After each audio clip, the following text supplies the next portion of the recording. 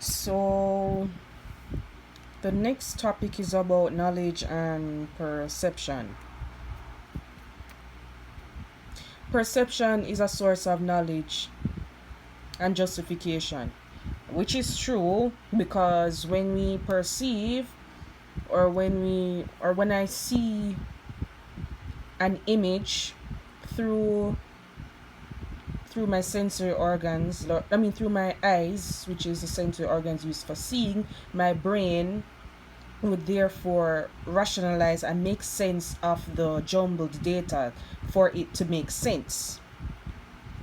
So that is what you would call a perception, and that is a source of knowledge. There's a perceiver, which is me. There's an object, which is a table. The sensory experience and the relation between the object and the subject. Is causal relation by which the object produces sensory experience in the perceiver.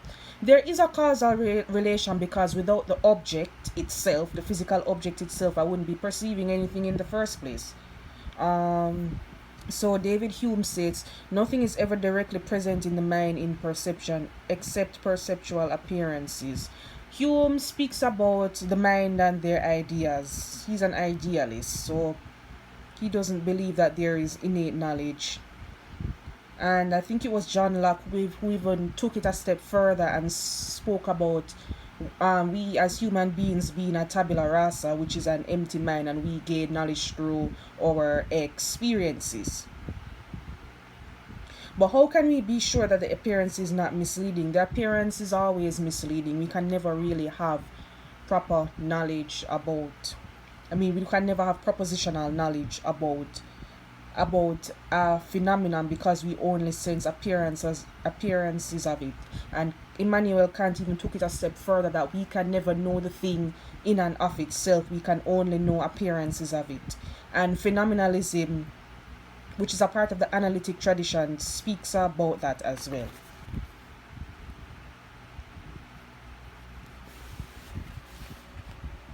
The perceptual belief is the belief that something is there, and self-referential belief that you see, sense a thing. Belief from testimony, belief about a perceivable object.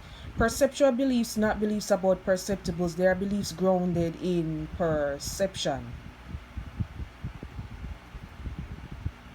So,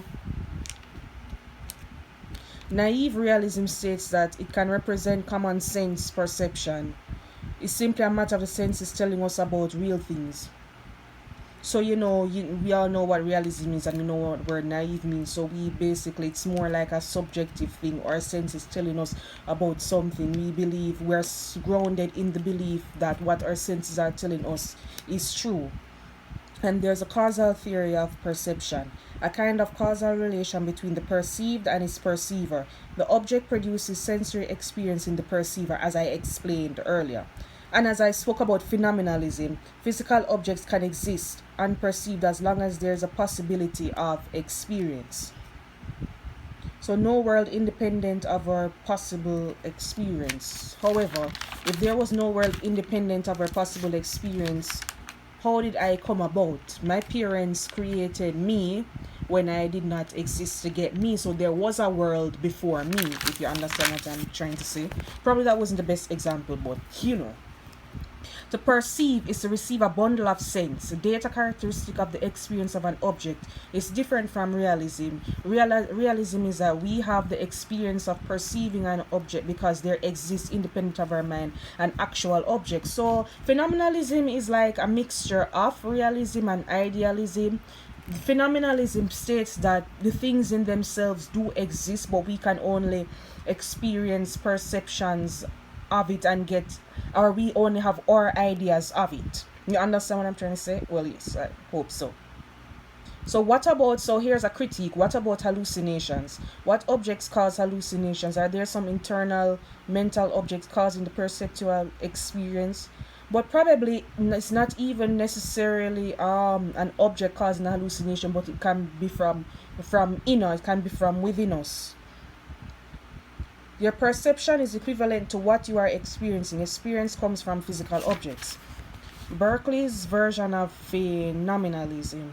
The physical world is an idea. Oh yeah, he's a subjective idealist. Idea is equal to sense data. Sense data is equal to perceivable in the other version of phenomenalism properties.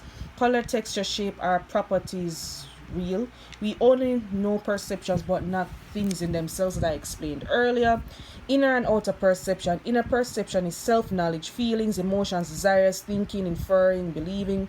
Thinking as a mental sequential process occurring in the mind has a beginning, middle, and end.